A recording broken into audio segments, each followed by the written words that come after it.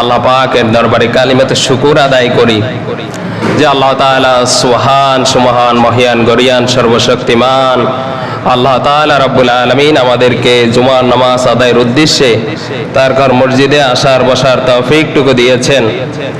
এজন্য কালিমাতে শুকর আদায় করে মহব্বতের সাথে বলি আলহামদুলিল্লাহ। প্রিয় সুধী, আজকে খুতবার আলোচ্য বিষয় হচ্ছে কোরআনুল কারীমের ফজিলত। কোরআন হচ্ছে মানুষের জীবনের মুক্তির একমাত্র পথ। মানুষের জীবনটাকে সাজানোর পথ, নিয়ম কানুন সকল কিছু আল্লাহ পাক রব্বুল আলামিন এই কোরআনুল কারীমের মধ্যে গাইডলাইন করে দিয়েছেন। বলি সুবহানাল্লাহ। এই কোরআন মুসলমানদের জন্য অত্যন্ত গুরুত্বপূর্ণ, শুধু মুসলমানদের জন্যই না। কোরআনুল কারীম আল্লাহ পাক রব্বুল আলামিন এই কোরআনকে গোটা মানব জাতির জন্য, গোটা মানব জাতির কল্যাণ কোন দিকে রয়েছে, কোন পথে চললে মানব জাতির কল্যাণ নিহিত, সেটা কোরআনুল কারীমে বর্ণনা করেছেন কে? কে করেছেন? জবান খুলে কথা বলতে হবে। প্যারে সুধীরে, আল্লাহ তাআলা রাব্বুল আলামিন যুগে যুগে পথহারা মানুষদেরকে পথের দিশা দেওয়ার জন্য আল্লাহ তাআলা রাব্বুল আলামিন নবী রাসূল প্রেরণ করেছেন। আল্লাহ পাক তার পক্ষ থেকে আসমানি কিতাব দিয়েছেন, দিক নির্দেশনা দিয়েছেন। হ্যাঁ নবী রাসূল, আপনারা কোন পথে কিভাবে চালাবেন। তো নবী রাসূলদেরকে আল্লাহ পাক রব্বুল আলামিন কিছু মুজিজা দিয়েছেন, যেগুলো দেখে সাধারণ উম্মত, সাধারণ আল্লাহ তাআলার বান্দা বান্দি যাতে বুঝতে পারে সে একজন নবী, সে একজন রাসূল। এই বোঝার জন্য আলাদা আল্লাহ পাক রব্বুল আলামিন কিছু অলৌকিক শক্তির ক্ষমতা দিয়েছেন। সেটাকে নবী রাসূলদের ক্ষেত্রে বলা হয় মুজিজা। কি বলা হয়? সকলে একবারে খেয়াল দিয়ে শুনবেন আলোচনা। কোরআনের আলোচনা আমাদের শোনার দরকার আছে না নাই? এমনিতে তো কোরআন হাদিসের আলোচনা, আজকে কোরআন হাদিসের আলোচনা কোরআন নিয়েই হবে। বলি সুবহানাল্লাহ। সুতরাং মনোযোগ। আল্লাহ তাআলা রাব্বুল আলামিন সকল নবী রাসূলদেরকে মুজিজা দিয়েছেন। যেরকম দাউদ আলাইহিস সালাম ছিলেন, তিনি কোন লোহা হাতে নিলে মোমের মতো গলে যেত। বলি সুবহানাল্লাহ। হযরতে সুলাইমান আলাইহিস সালামের হাতে ছিল একটা আংটি, তার মুজিজা ছিল একটা আংটি। আল্লাহ তাআলা রাব্বুল আলামিন এক এক নবীকে এক এক ধরনের মুজিজা দিয়েছেন। কোন নবীকে একটা মুজিজা দিয়েছেন, কোন নবীকে দুইটা, কোন কোন নবীকে তিনটা, কোন কোন নবীকে চারটা মুজিজা দিয়েছেন। কিন্তু আমার নবী আপনার নবীকে একটা দুইটা দেয় নাই। নবীজির পায়ের পাতা থেকে মাথার তালু পর্যন্ত, জন্ম থেকে মৃত্যু পর্যন্ত গোটা জীবনটাই মুজিজায় ভরপুর ছিল, মুজিজায় ভরপুর ছিল। আল্লাহ নবী বিশ্ব নবী সাল্লাল্লাহু আলাইহি সাল্লামের যেই সমস্ত মুজিজা ছিল, তার মধ্যে সর্বশ্রেষ্ঠ মুজিজা যেটি, সর্বশ্রেষ্ঠ মুজিজা যেটা, সেটা হচ্ছে আল্লাহ নবীর উপরে পবিত্র কোরআনুল কারীম নাজিল করেছেন একজন, তিনি কে? আল্লাহ। এই কোরআন হচ্ছে নবীর সর্বশ্রেষ্ঠ মুজিজা। বলি সুবহানাল্লাহ। এই কোরআন আল্লাহ তাআলা রাব্বুল আলামিন নবীর উপরে নাজিল করেছেন সর্বশ্রেষ্ঠ, কারণ এই কোরআনে কোনো সন্দেহ নাই, কোনো ভুল নাই, কোনো ত্রুটি নাই। কোরআন হেফাজতের, রক্ষণাবেক্ষণের দায়িত্ব যিনি নিয়েছেন তিনি কে? আল্লাহ। আল্লাহ তাআলা রাব্বুল আলামিন বলেন আলিফ লাম মিম যালিকাল কিতাবু লা রাইবা ফিহি। এটা এমন একটা কিতাব যাতে কোনো সন্দেহ নাই, কোনো ভুল নাই, কোনো সন্দেহ নাই। কোনো সন্দেহ আছে? কোনো প্রকার সন্দেহ নাই। আল্লাহ তাআলা রাব্বুল আলামিন নবীর উপরে এই কোরআনুল কারীম নাজিল করেছেন। কোরআন এমন একটা কিতাব, কোরআন এমন একটা কিতাব নবীর উপরে নাজিল হয়েছে বিদায় নবী শ্রেষ্ঠ। বলি সুবহানাল্লাহ। কোরআন রমজান মাসে নাজিল হয়েছে বিদায় রমজান মাসকেও শ্রেষ্ঠ মাস করে দিয়েছেন কে? কোরআন যেই রাত্রিতে নাজিল হয়েছে সেই রাত্রিকেও বছরের মধ্যে শ্রেষ্ঠ রাত্রি ঘোষণা করেছেন কে? আল্লাহ তাআলা রাব্বুল আলামিন কোরআনের বরকতে নবীর সম্মান বাড়িয়ে দিল, কোরআনের বরকতে মাসের সম্মান বাড়িয়ে দিল, কোরআনের বরকতে আল্লাহ পাক রাত্রির মর্যাদাও বাড়িয়ে দিয়েছেন। বলি সুবহানাল্লাহ। সুতরাং কোরআনের সাথে থাকলে লাভ না লস? কোরআনের সাথে যেই ব্যক্তি থাকবে, কোরআনের সাথে যেই ব্যক্তি মিশে থাকবে, কোরআন অনুযায়ী যেই ব্যক্তি তার জীবনটাকে গঠন করবে, তার সম্মান বাড়িয়ে দিবেন একজন, তিনি কে? কোরআনের সাথে থাকলেই তার সম্মান, তার কি সম্মান। যেভাবে দেখেন একটা কাঠের টুকরার দিকে খেয়াল করেন, একটা কাঠের টুকরা দিয়ে আমরা কি বানাই? খাট বানাই, চকি বানাই, কি বানাই না? কাঠের টুকরা দিয়ে চকি বানাই, কাঠের টুকরা দিয়ে ওয়ার্ড্রপ বানাই, কাঠের টুকরা দিয়ে আলমারি বানাই, কাঠের টুকরা দিয়ে চেয়ার বানাই, কাঠের টুকরা দিয়ে ফ্রি বানাই, টুল বানাই, সেই টুলেও আমরা বসি। বুঝতেছেন? কাঠের টুকরা দিয়ে কত কিছু বানাই, কাঠের টুকরা দিয়ে সিঁড়ি বানাই, সিঁড়ি থেকে আমরা চলি। কাঠের টুকরা দিয়ে কত কিছুই না বানাই, কিন্তু কোনোটা পায়ে লাগলে চুমু খাই না। কিন্তু একই কাঠ, একই গাছের কাঠ, একটুবার চিন্তা করে দেখেন, সেই কাঠ দিয়ে যখন কোরআনুল কারীম রাখার জন্য রেহাল তৈরি করা হয়, ওই রেহালে পাও লাগলে আমরা চুমু খাই কি খাই না? ওইটা কি কেউ পারাবে? কি কথা বুঝেন না? পারাবে? পাও লাগলে চুমু খায়, একই কাঠের জিনিস, সেই কাঠের উপরে আপনি বসেন, কোনো অসুবিধা নাই। কিন্তু ওই কাঠ দিয়ে যখন কোরআন রাখার জন্য কোনো বস্তু তৈরি হয়, তখন তার মর্যাদাও বাড়িয়ে দেয় কে? একটা কাঠের মর্যাদা যদি কোরআনের সাথে লেগে থাকার কারণে সম্মানিত হতে পারে, আপনি আমি মানুষ হয়েছি, আমরাও যদি কোরআনের সাথে মিশে থাকতে পারি, সম্মানিত করে দিবেন কে? এজন্য ভাই, কোরআনের সাথে মিশে থাকতে হবে। আপনি একটু হিসাব করেন, একই কাপড় দিয়ে আমরা পাজামা বানাই, একই কাপড় দিয়ে আমরা লুঙ্গি বানাই, একই কাপড় দিয়ে আমরা গেঞ্জি তৈরি করি, জামা তৈরি করি, একই কাপড় দিয়ে বিছানা তৈরি করি, বিছানায় বই, জায়নামাজ তৈরি করি, জায়নামাজেও বসি, কিন্তু কোনোটা সালাম করি না। কিন্তু একটাবার চিন্তা করেন, যেই কাপড়টা দিয়ে কোরআনের গিলাফ তৈরি করা হয়, যেই কাপড়ের প্যাকেটে কোরআন রাখা হয়, ওই কাপড়টায় পাও লাগলে কি সালাম করবেন কি করবেন না? ওটাকে কি পাও দিয়ে ফালাই রাখবেন না সম্মানের সাথে উঠাইবেন? সবাই বলি, সবাই সম্মান করব কি করব না?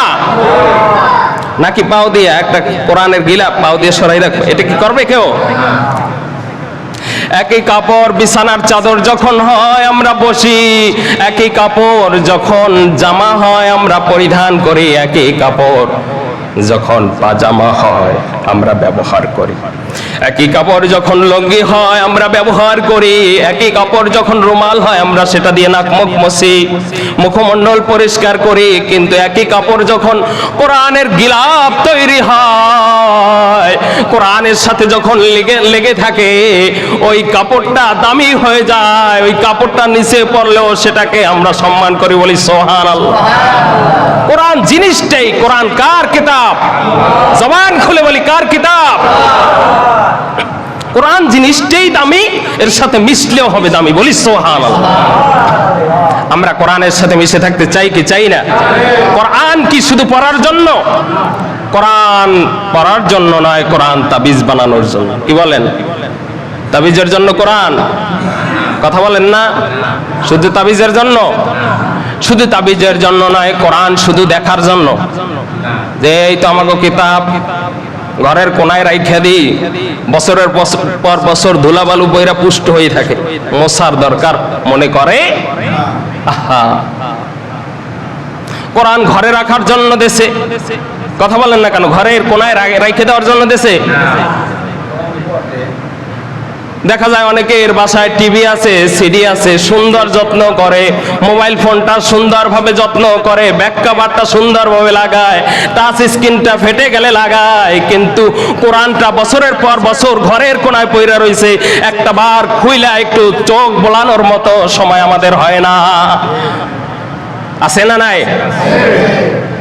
আহা, আল্লাহর কিতাব আপনি পড়তে পারেন না, একটু মোহাম্মত নিয়ে চোখ বুলান, ভাগ্য খুলে দিবেন কে? কোরআন পড়তে পারেন না, অসুবিধা নাই, কোরআনটা বুকে জড়াই রাখেন। কোরআনটা কি করবেন? বুকে জড়াই রাখবেন। আল্লাহর কিতাব আমি বুকে জড়াই রাখি।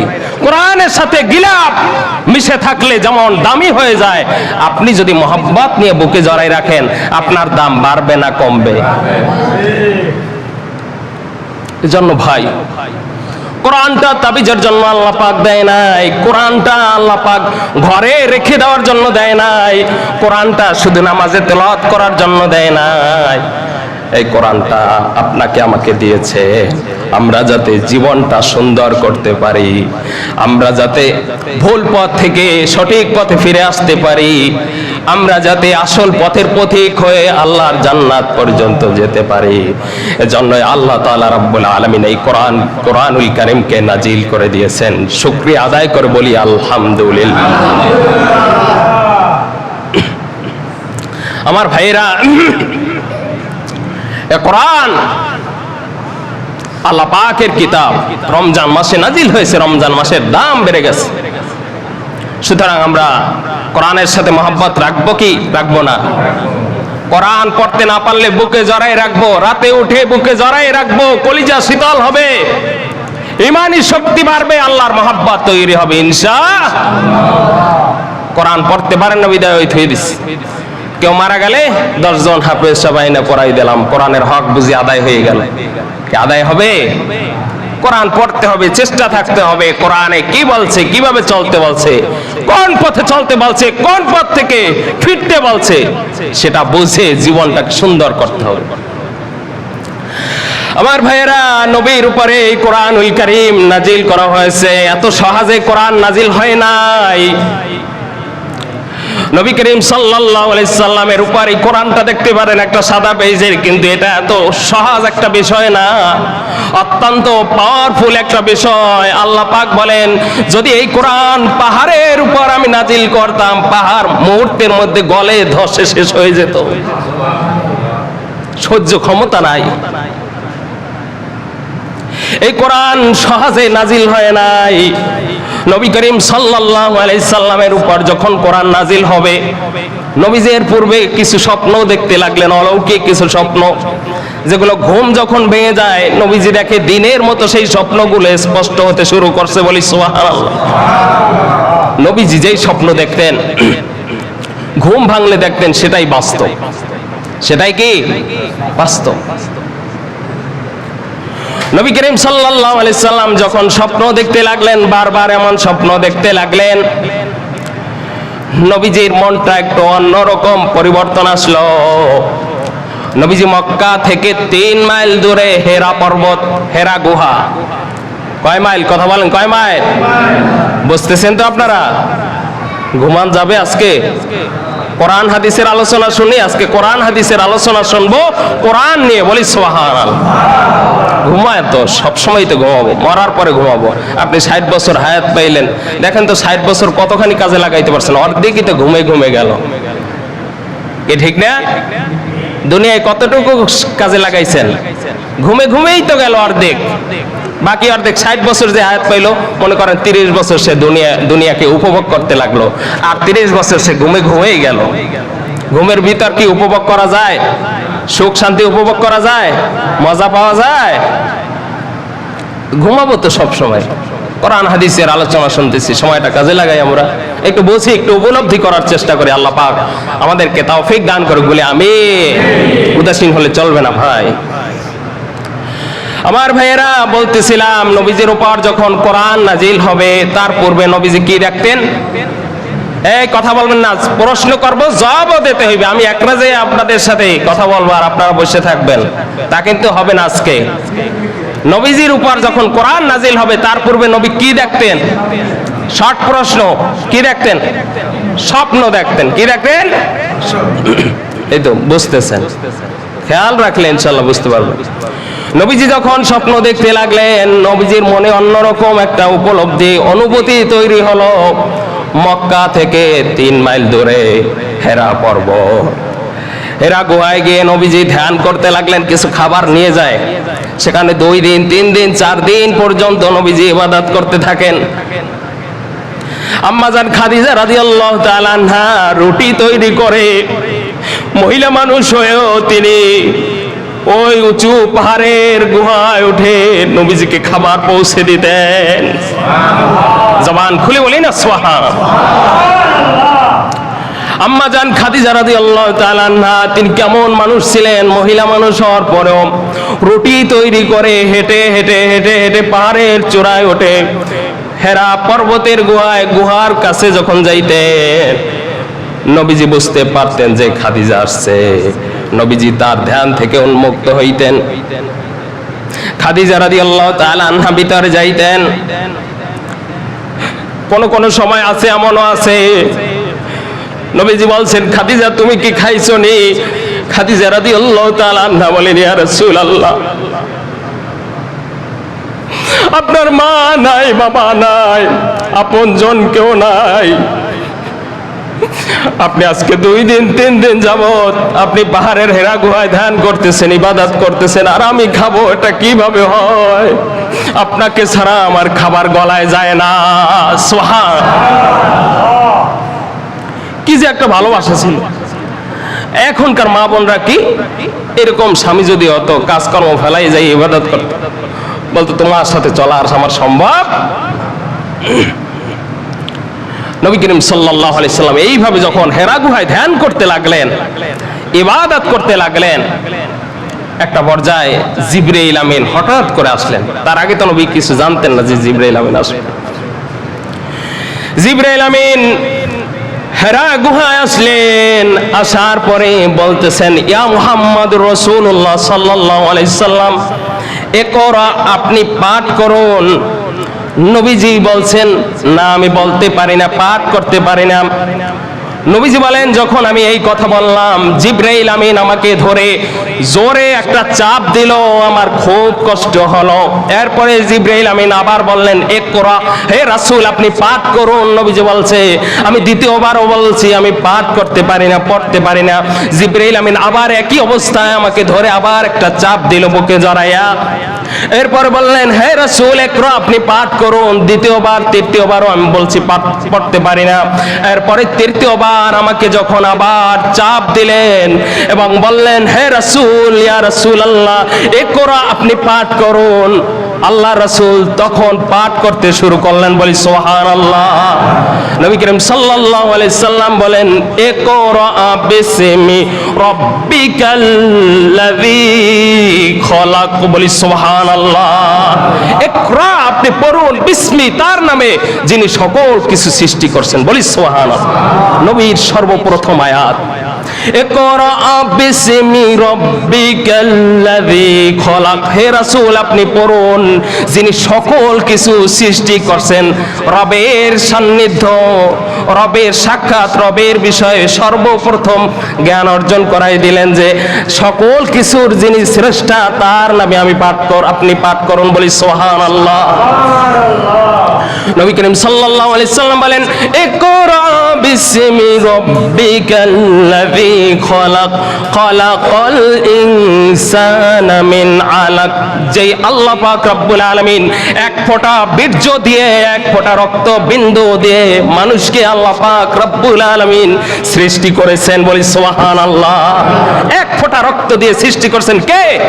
আজকে তো আমরা অনেক কিছু চিনি, অনেক কিছু বুঝি, অনেক কিছু করতে পারি, অনেক বাহাদুরি, যা মনে চায় তাই করতে পারি, কিন্তু একটাবার চিন্তা করি না যে আমি কি ছিলাম, কোথা থেকে আসছি, আমার আসার কি কোনো ক্ষমতা আছে? এই কথা বলেন না কেন? আছে? জবান খুলে বলি আছে। আমি চাইছিলাম আল্লাহর কাছে, চাইছিলাম, বুঝি চাইছিলাম নি, বলছিলাম কেউ আমাকে রিকোয়েস্ট করে সুপারিশ করে পাঠাইছে? আমাকে সৃষ্টি করছেন, পাঠিয়েছেন একজন, তিনি কে? জবান খুলে বলি কে? আল্লাহ পাককে চিনতে হবে, আল্লাহ পাককে বুঝতে হবে, আল্লাহর নামটা নিতে কষ্ট বোধ করা যাবে না। জবান খুলে বলি কে? মহব্বতে প্রাণ খুলে বলি কে? এই আওয়াজ হয় নাই, হয় 50% হয়েছে। জবান খুলে বলি কে? মন খুলে আল্লাহকে ডাকবো, মন খুলে একটা ডাক দেবো। বারে হাজরিন, আল্লাহ রাসূল সাল্লাল্লাহু আলাইহি সাল্লাম বলেন, খলাকাল ইনসানা মিন আলাক, যে আল্লাহ পাক এক ফোঁটা রক্ত বিন্দু দিয়ে মানুষ সৃষ্টি করছেন। আল্লাহ পাককে চিনাই দিতেছেন, যিনি চিনাই দিতেছেন, পরিচয় করাই দিতেছেন, তিনি কি বলেন তো? নবীকে যিনি পড়াই দিতেছেন তিনি কে? জিবরাইল আলাইহিস সালাম। কে? যিনি নবীকে সরাসরি বুঝাই দিচ্ছেন, যিনি আল্লাহ তাআলার আয়াত কিন্তু বুঝাই দিতেছেন কে? জিবরাইল আলাইহিস সালাম। সব কিছু এই আয়াত পাঠ করে করে।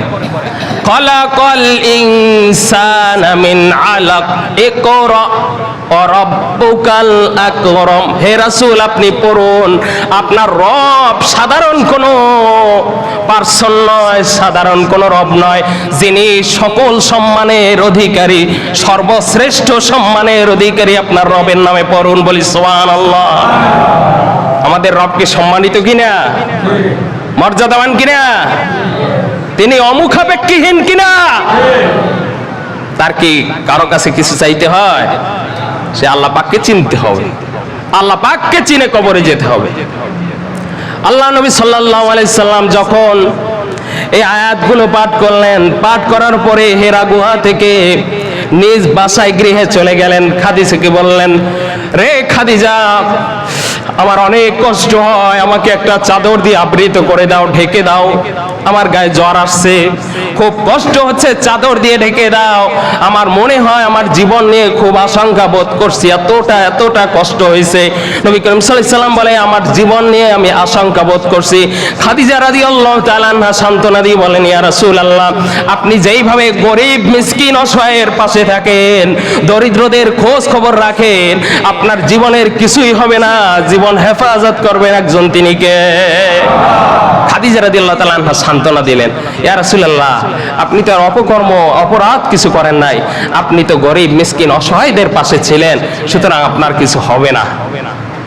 আমাদের বিবিরা হইলে কইতানে যান, আবার যান, কি কথা বলেন, ঠিক কি ঠিক না?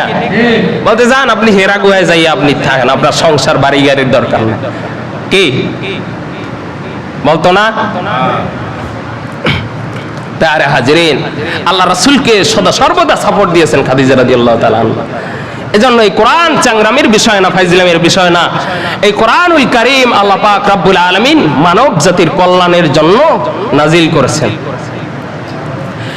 রাসূল পাক সাল্লাল্লাহু আলাইহি সাল্লাম যখন খাদিজা রাদিয়াল্লাহু তাআলা আনহাকে বললেন, খাদিজা রাদিয়াল্লাহু তাআলা আনহা চাদর দিয়ে আবৃত করে দিলেন। যখন সুস্থ হলেন, খাদিজা রাদিয়াল্লাহু তাআলা আনহার চাচাতো ভাই ওয়ারাকা ইবনে নাওফাল, যিনি ঈসাই ধর্মের অনুসারী ছিলেন, ওয়ারাকা ইবনে নাওফাল, যিনি ইনজিল শরীফ থেকে হিব্রু ভাষায় যেইখান থেকে মনে চাইতো তরজমা করতে পারতো, ওয়ারাকা ইবনে নাওফাল ইনজিল শরীফ ঈসা আলাইহিস সালামের ধর্মের অনুসারী ছিল। তিনি ইনজিল শরীফ থেকে যেখান থেকে মনে চাইতো হিব্রু ভাষায় তরজমা করতে পারতেন, অনুবাদ করতে পারতেন, বলি সুবহানাল্লাহ। খাদিজা রাদিয়াল্লাহু তাআলা আনহা নবীকে নিয়ে ওয়ারাকা ইবনে নাওফালের কাছে চলে গেলেন। যেহেতু তিনি ইনজিল শরীফ পাঠ করার অভিজ্ঞতা আছে, জ্ঞানী একজন ব্যক্তি, ওয়ারাকার কাছে গিয়ে বলেন, এই বৃত্তান্ত মুহাম্মদ সাল্লাল্লাহু আলাইহি সাল্লামের সাথে এই বিষয়গুলো ঘটছে হেরা পর্বতে। ওয়ারাকা ইবনে নাওফাল বলে, রে খাদিজা, রে মুহাম্মদ, চিন্তার কোনো কারণ নাই, তোমরা যেইভাবে বলেছো মুহাম্মাদের কাছে যিনি এসেছেন তাকে আল্লাহ পাক রব্বুল আলামিন ঈসা নবীর কাছেও দ্বীনের দাওয়াত নিয়ে প্রেরণ করেছিলেন, বলি সুবহানাল্লাহ। তিনি তো ঈসা আলাইহিস সালামের কাছেও আসছে। ওয়ারাকা ইবনে নাওফাল বৃদ্ধ ছিলেন, তার চোখ দুটো ছিল অন্ধ, অত্যন্ত মাজুর ছিল। ওয়ারাকা বলে, আফসোস, নবুয়তের দ্বীনের দাওয়াতের সময় মুহাম্মাদের সাথে আমি সময় দিতে পারলাম না, আমি বৃদ্ধ হওয়ার কারণে তোমার সাথে থাকতে পারলাম না দ্বীনের দাওয়াতের সময়। বলি না সুবহানাল্লাহ। ওয়ারাক ইবনে নওফাল বলে, রে মুহাম্মদ ভালো করে শোনো, দুঃখের সহিত হলেও আমার একটা কথা বলতে মনে চায়, একটা কথা তোমাকে বলি। তুমি যেই দিনের দাওয়াত শুরু করবা, নবী রাসূলের যেই দায়িত্ব পেয়েছো, এই দাওয়াতের কারণে নিজ জাতি দ্বারা তুমি অপমানিত অপদস্থ হয়ে নিজ জন্মভূমি তোমাকে হিজরত করা লাগবে। মুহাম্মদ, তুমি তো একজন আল্লাহর রাসূল হয়ে গেছো, রাসূল। তুমি দ্বীনের দাওয়াতের কারণে তোমার স্বজাতি তোমার জন্মস্থানে থাকতে দিবে। নবী করিম সাল্লাল্লাহু আলাইহি সাল্লাম ভীত হয়ে গেলেন, চিন্তিত হয়ে গেলেন। নবীজি বলেন, ওয়ারাকা, তাই নাকি? আমাকে কি আমার জাতি নিজ জন্মস্থানে পর্যন্ত থাকতে দিবে না? ওয়ারাকা বলে, রে মুহাম্মদ, পূর্ববর্তী যত নবী রাসূল দ্বীনের দাওয়াত নিয়ে এসেছে, তাদের ব্যাপারেও স্বজাতিরা এমন আচরণ করছে, তাদের সাথে জুলুম অত্যাচার করছে। সুতরাং তোমার স্বজাতীয় তোমার সাথে এই দ্বীনের দাওয়াতের জন্য অত্যাচার, জুলুম, নিষ্পেষিত, বর্বরচিত আচরণ তোমার সাথে করবে। তারা এমন ভাবে করবে, তোমার জন্মভূমি তোমাকে ত্যাগ করা লাগবে, তোমার জন্মভূমি তোমাকে ছেড়ে যেতে হবে। সুতরাং কোরআন কি এমনিতে আসছে? কথা বলেন না কেন? এমনিতে আসছে? গাছের পাতার মতো ঝরিয়ে পড়ছে আসমান থেকে? নবীকে কষ্ট করতে হয়েছে। সুতরাং এই কোরআন শুধু ঘরে রাখার জন্য না, তাবিজের জন্য না, এই কোরআন আমাদের পড়তে হবে, জানতে হবে। জানতে না পারলে, পড়তে না পারলে কোরআন বুকে জড়াই রাখবো, আর বাদ বাকিটা ইসলামিক আলোচনা শুনে সে অনুযায়ী জীবন গঠন করব। আমাদের জীবনকে সুন্দর করে দিবেন কে?